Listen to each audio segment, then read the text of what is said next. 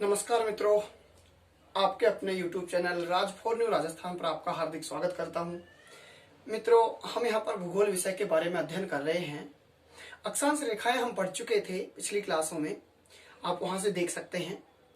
और हम शुरू कर चुके हैं मित्रों देशांतर रेखाएं नंबर 2 पर, जो देशांतर रेखाएं हैं उनके बारे में। चलिए दोस्तों, सबसे पहले देशांतर रेखाओं के बारे में हम देखते हैं, प्रयास करते हैं किस प्रकार से देशांतर रेखाएं पृथ्वी पर या ग्लोब पर होती हैं। ये जो हमारे पृथ्वी का प्रतिरूप है, मॉडल है, आकृति है, इसके बारे में दोस्तों हम बात करें देशांतर रेखाओं के बारे में, तो ये उत्तरी बिंदु और ये दक्षिणी बिंदु जो हम देख चुके हैं, इन दोनों को इस प्रकार से जो ये रेखाएं हैं सारी की सारी हमारी पृथ्वी पर, ये ग्लोब पर, ये उत्तर से दक्षिण की ओर जो सारी रेखाएं हैं दोस्तों, ये क्या है? देशांतर रेखाएं हैं। चलिए दोस्तों, हम जानने का प्रयास करते हैं। ये हमारी जैसे पृथ्वी है, मान लीजिए ये उत्तरी ध्रुव और ये दक्षिणी ध्रुव है। इस उत्तरी ध्रुव से दक्षिणी ध्रुव से मिलाते हुए, उत्तरी ध्रुव को दक्षिणी ध्रुव से मिलाते हुए जो रेखाएं खींची जाती हैं, वो रेखाएं कौन सी होती हैं? देशांतर रेखाएं होती हैं। दोस्तों, सबसे बड़ा उदाहरण मैं आपके देशांतर के सामने देना चाहूं। मौसमी आप खाते हैं, मौसमी की जो कली होती है, एक कली हम हटा लेते हैं, देशांतरीय प्रतिरूप में हटती है। दोस्तों, हम सेव खाते हैं, सेव को अक्षांश आकृति में नहीं काटते हम, गोलाकार यूं वृत्तकार नहीं। सेव को भी हम कैसे काटते हैं? एक एक कली इस प्रकार से काटते हैं चाकू से। तो सबसे बड़ा उदाहरण आप ले सकते हैं, मौसमी और सेव की जो कली होती है वो किस प्रतिरूप में होंगी दोस्तों? देशांतरीय प्रतिरूप में होती है, इस प्रकार से होती है। लेकिन दोस्तों, अगर हम बात करना चाहें तो दाल में जैसे हम नींबू डालते हैं, नींबू का रस डालते हैं, उसको नींबू को जब काटते हैं तो दोस्तों देशांतरीय प्रतिरूप में नहीं काटते हैं, उसको हम अक्षांश प्रतिरूप में काटते हैं, बीच में से यूं काट लेते हैं। नींबू काटा होगा आपने, देखना, अक्षांश प्रतिरूप में काटा जाता है नींबू, एक उसका वृत्त बन जाता है ऊपर काटते ही। तो सबसे बड़ा उदाहरण अक्षांश के लिए नींबू कह सकते हैं। या फिर दोस्तों, प्याज हम सलाद के रूप में खाते हैं, तो दोस्तों प्याज के वैसे टुकड़े कर लिए जाते हैं, लेकिन ध्यान रखना, आप अधिकांश जगह आपने देखा होगा कि प्याज को बीच में से यूं गोलाकार ही काटा जाता है, इसकी वृत्ताकार उसको जो है कई टुकड़े कर दिए जाते हैं। क्यों किए जाते हैं? क्योंकि उसके जो वृत्ताकार टुकड़े किए जा रहे हैं, कली के रूप में निकाले जा रहे हैं, उसका कड़वापन कम हो जाता है, तीखापन प्याज का कम हो जाता है, इसलिए उसको इस प्रकार से काटते हैं। नहीं तो वैसे भी टुकड़े कर सकते हैं, लेकिन उसका तीखापन कम होने के कारण उस प्याज को जो है वृत्ताकार शेप में काटते हैं। तो दोस्तों, प्याज वृत्ताकार शेप में काटी जाती है, नींबू वृत्ताकार शेप में, लेकिन मौसमी और सेव की अगर हम बात करें तो इस प्रकार से अर्धवृत्ताकार, इस प्रकार से कली निकाल लेते हैं हम और सेव खा लेते हैं। चलिए दोस्तों, आगे हम बात करते हैं देशांतर रेखाओं के क्रम में, देशांतर रेखाओं पर जानने का प्रयास करेंगे हम।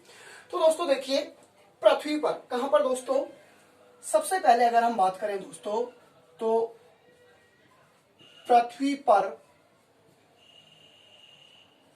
उत्तर से दक्षिण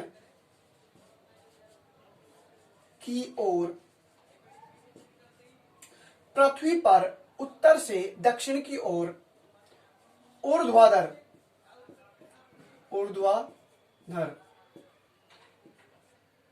खींची जाने वाली काल्पनिक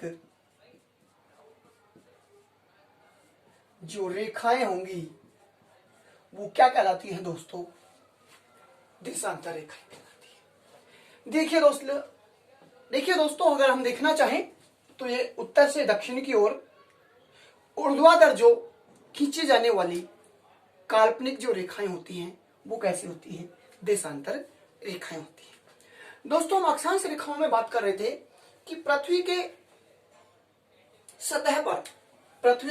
सतह पर पश्चिम से पूर्व की ओर खींची जाने वाली क्षैतिज जो काल्पनिक रेखाएं होती हैं वो अक्षांश होती हैं, वो होती है दोस्तों क्षैतिज, और ये होती हैं ऊर्ध्वाधर। ध्यान दें, हाँ जी, काल्पनिक रेखाएं दोनों, मैंने कहा था काल्पनिक रेखाएं होती हैं, कोई खेत के डोले के रूप में नहीं होती है दोस्तों, ये सिर्फ कल्पना हम कर सकते हैं, काल्पनिक रेखाएं होती हैं। चलिए दोस्तों, हम सीधा सा कह सकते हैं पृथ्वी पर उत्तर से दक्षिण की ओर ऊर्ध्वाधर जो काल्पनिक रेखाएं खींची जाती हैं वो देशांतर रेखाएं कहलाते हैं। या दोस्तों हम सीधा सा कह सकते हैं कि पृथ्वी पर उत्तर से दक्षिण की ओर उत्तरी ध्रुव को दक्षिणी ध्रुव से मिलाते हुए जो रेखाएं खींची जाती हैं वो क्या होंगी? देशांतर रेखाएं होंगी। दोस्तों हम यहां पर बात करना चाहें कि जो हमारा उत्तरी ध्रुव है, इस और अगर हम इसकी देशांतर रेखाओं की बात करें, क्या कहें, किस प्रकार से देशांतर रेखाओं को कह सकते हैं?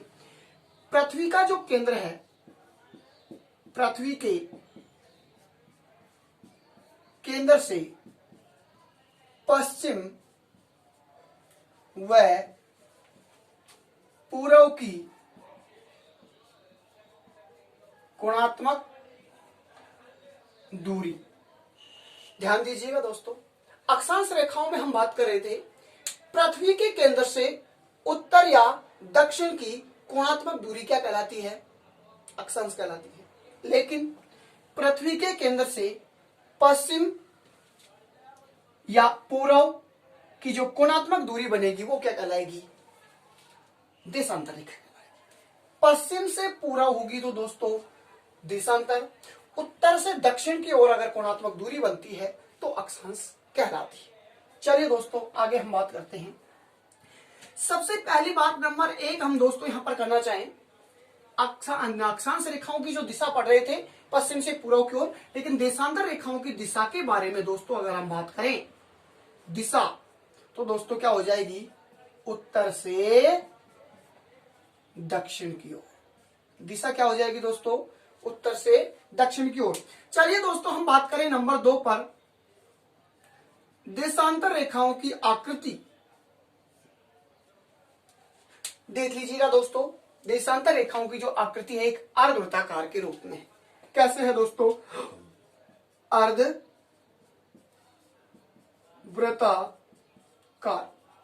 जबकि अक्षांश रेखाओं की आकृति कैसी थी? वृत्ताकार। चलिए दोस्तों हम बात करते हैं नंबर 3 पर, इन देशांतर रेखाओं के द्वारा क्या ज्ञात किया जा सकता है? दोस्तों अक्षांश रेखाओं के द्वारा किसी स्थान की स्थिति व जलवायु कटिबंध ज्ञात कर सकते थे हम। उसी प्रकार से देशांतर रेखाओं में अगर हम बात करें तो किसी स्थान की स्थिति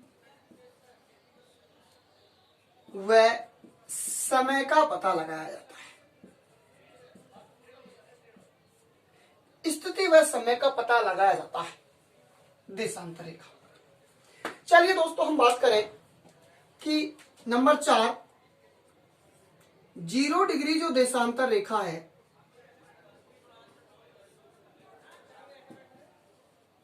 या इसको हम कहते हैं दोस्तों ग्रीनविच रेखा, या दोस्तों हम इसको कहते हैं मध्यांतर रेखा।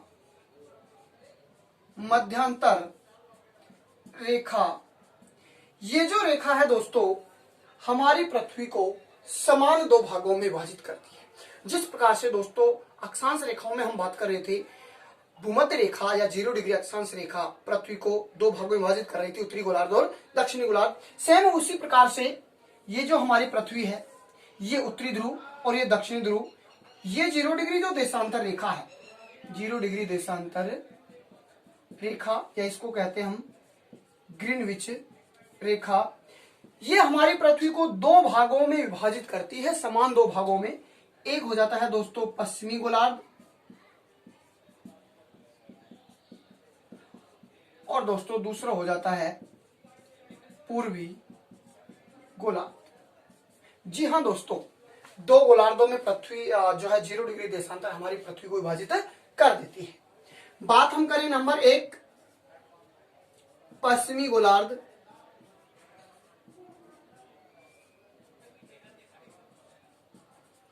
और बात हम करें नंबर 2 पूर्वी गोलार्ध। मित्रों हम बात करना चाहें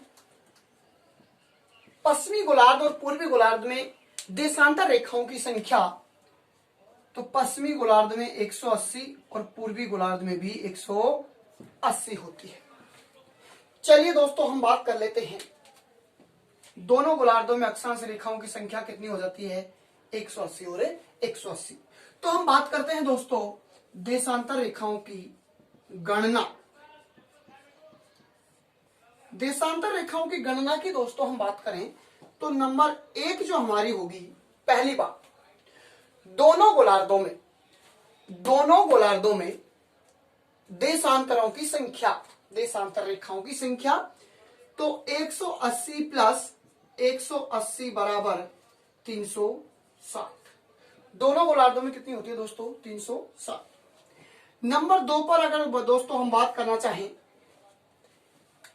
पृथ्वी पर कुल देशांतर रेखाओं की संख्या, तो दोस्तों 180 प्लस 180 प्लस 1 बराबर 361। कुछ समय के लिए देखेंगे दोस्तों हम, कुछ समय के लिए मान लीजिए आप काल्पनिक तौर पर 361, क्योंकि 180 और बीच में 0 डिग्री देशांतर रेखा। हाँ जी दोस्तों, नंबर 3 पर अगर हम बात करें, पृथ्वी पर वास्तविक कुल देशांतर रेखाओं की संख्या जो होती है तो होती है 361 माइनस 1 बराबर 360। दोस्तों देशांतर रेखाओं की संख्या 360 होती है, 361 नहीं होती है। क्यों नहीं होती है उसके बारे में दोस्तों अगर हम बात करें तो देखिए, ये जैसे हमारी पृथ्वी है, ये 0 डिग्री देशांतर रेखा है। बात हम करें दोस्तों 0 डिग्री देशांतर जो रेखा है, इस पर 180 रेखाएं इधर और 180 रेखाएं इधर। हम बात करना चाहें दोस्तों कि ये हमारी जो ग्लोब है, इस प्रकार से इस ग्लोब पर दोस्तों हम बात करें, मान लीजिए ये है 0 डिग्री देशांतर रेखा। ये क्या है? 0 डिग्री देशांतर रेखा है। हम दोस्तों इसको 0 डिग्री देशांतर रेखा मान रहे हैं। 180 इधर है और 180 इधर है पश्चिम। हम दोस्तों इस पूर्व में 180 गिनते हुए चलेंगे तो दोस्तों यहां पर जो रेखा होगी, ये रेखा ये होगी 180 डिग्री पूर्वी देशांतर रेखा। इसी प्रकार से दोस्तों यहां से पश्चिम में गिनते हुए चलेंगे और यहां पर आएंगे तो यहां पर ही आके पहुंचेगी 180 डिग्री पश्चिमी देशांतर रेखा। दोनों रेखाएं दोस्तों एक स्थान पर जाकर मिल रही हैं। हाँ जी दोस्तों, दोनों रेखाएं एक स्थान पर जाकर मिल रही हैं। यहां पर जो अंतिम रेखा आएगी पश्चिमी गोलार्ध की, 180 डिग्री पश्चिमी देशांतर रेखा, और इसी प्रकार से यहां पर यूं वापस घूमते हुए रेखा आ जाएगी। यहां से वापस घूमते हुए यूं आ गई, यहां से वापस घूमते हुए यूं आ गई, और ये भी कौन सी आ जाती है अंतिम? 180 डिग्री पूर्वी देशांतर। दोनों गोलार्धों में 180 डिग्री पश्चिमी देशांतर रेखा अंतिम और 180 डिग्री पूर्वी देशांतर रेखा अंतिम होगी। लेकिन दोस्तों इन दोनों रेखाओं की अगर हम बात करें तो दोनों रेखाओं को नाम दिया गया है, इन दोनों को जो नाम दिया गया है 180 डिग्री देशांतर रेखा नाम दिया गया है। ना तो हम इसको पश्चिम कह सकते हैं और ना इसको पूर्व कह सकते हैं, सिर्फ और सिर्फ क्या कह सकते हैं? 180 डिग्री देशांतर रेखा कहा जाता है। और दोस्तों इसको 1884 के शिकागो सम्मेलन में अंतरराष्ट्रीय तिथि रेखा घोषित कर दिया था। अंतरराष्ट्रीय तिथि रेखा जो है इसको घोषित कर दिया गया था। कब कर दिया गया था दोस्तों? 1884 का शिकागो का जो सम्मेलन था उसमें इसको अंतरराष्ट्रीय तिथि रेखा घोषित कर दिया गया था। अब प्रश्न हमारे सामने दोस्तों आ जाता है, निम्न में से अंतरराष्ट्रीय तिथि रेखा है। ऑप्शन ए हमारे पास में आ गया दोस्तों 180 डिग्री पूर्वी देशांतर। बी ऑप्शन आ गया दोस्तों 180 डिग्री पश्चिमी देशांतर। सी ऑप्शन आ गया दोस्तों 180 डिग्री देशांतर, और डी ऑप्शन आ गया 90 डिग्री देशांतर। तो हमारा उत्तर क्या होगा दोस्तों? 180 डिग्री देशांतर हमारा अंतरराष्ट्रीय तिथि रेखा घोषित किया गया है। और कब किया गया है? 1884 के शिकागो सम्मेलन में इसको जो है घोषित किया गया। चलिए दोस्तों हम बात करते हैं इसके बाद में। इस प्रकार से प्रश्न ये पूछा जाता है दोस्तों। हम यहाँ पर गणनाओं की बात कर चुके हैं। पृथ्वी पर दोनों गोलार्ध में देशांतर रेखाओं की संख्या होगी 360, 180 प्लस 100। पृथ्वी पर कुल अगर देशांतर रेखाओं की संख्या है तो कितनी ज्ञात कर चुके हैं दोस्तों हम? 360 होती है। याद रखें। चलिए दोस्तों, और आगे हम देशांतर रेखाओं में बात करें तो दोस्तों हम देशांतर रेखाओं की विशेषताओं के बारे में देखते हैं। सबसे पहले नंबर 1, अगर हम दोस्तों देशांतर रेखाओं की विशेषताओं के बारे में बात करें तो दो देशांतर रेखाओं के बीच की दूरी, दो देशांतर रेखाओं के बीच की जो दूरी होती है दोस्तों वो कितनी होती है, 111.32 किलोमीटर होती है। हाँ जी दोस्तों, हम बात करें दोस्तों नंबर 2 पर देशांतर रेखाओं के बीच की जो दूरी है, देशांतर रेखाओं के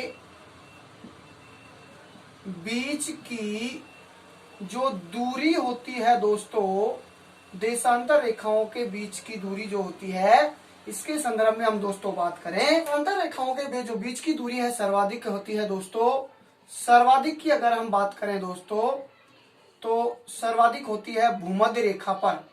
कहां पर होगी, भूमध्य जो रेखा है यहाँ पर। और दोस्तों न्यूनतम जो इनके बीच की दूरी होती है वो होती है ध्रुवों पर। कहां पर होगी दोस्तों, ध्रुवों पर। देशांतर रेखाओं के बीच की दूरी है दोस्तों, इसको गौर या गोरे कहा जाता है। गौर या गोरे जो है देशांतर रेखाओं के बीच की दूरी को कहा जाता है, जबकि अक्षांश रेखाओं के बीच की दूरी को दोस्तों क्या कह रहे थे, हम जोन कह रहे थे या कटिबंध कह रहे थे। चलिए दोस्तों हम यहाँ पर बात करें तो देखिए, दो देशांतर रेखाओं के बीच की दूरी 111 किलोमीटर होती है, लेकिन सर्वाधिक कहां पर होती है दोस्तों, भूमध्य रेखा पर। दोस्तों ये जो हमारी रेखा है पृथ्वी को दो भागों में बांटने वाली 0 डिग्री अक्षांश रेखा या भूमध्य जो रेखा है दोस्तों ये, और इसकी अगर हम बात करें तो ये जो दूरी है यहाँ पर ये सर्वाधिक होती है। और सर्वाधिक कितनी होती है, 111.32 किलोमीटर। जैसे ही दोस्तों हम ध्रुवों की ओर बढ़ेंगे तो ध्रुवों की ओर जाने पर ये दूरी क्या हो जाती है, कम होती जाती है। और न्यूनतम कहां पर होती है, देख लीजिए दोस्तों, ये दोनों ध्रुवों पर क्या होती है, देशांतर रेखाओं के बीच की दूरी सर्वाधिक होती है। तो दोस्तों प्रश्न हमारे सामने पूछा जाता है परीक्षा में, प्रश्न हमारे सामने बन गया है कि देशांतर रेखाओं के बीच की दूरी सर्वाधिक कहां पर होती है। तो दोस्तों सर्वाधिक कहां पर होती है, भूमध्य रेखा पर होती है। चलिए दोस्तों हम बात यहां पर कर रहे थे, भूमध्य रेखा पर सर्वाधिक होती है, और होती कितनी है, 111.32। फिर ये ध्रुवों की ओर घटती हुई जाती है। प्रश्न विशेषताओं में आपसे पूछा जा सकता है दोस्तों। और इसके बीच की जो दूरी होती है उसको क्या कहते हैं दोस्तों, गौर कहा जाता है।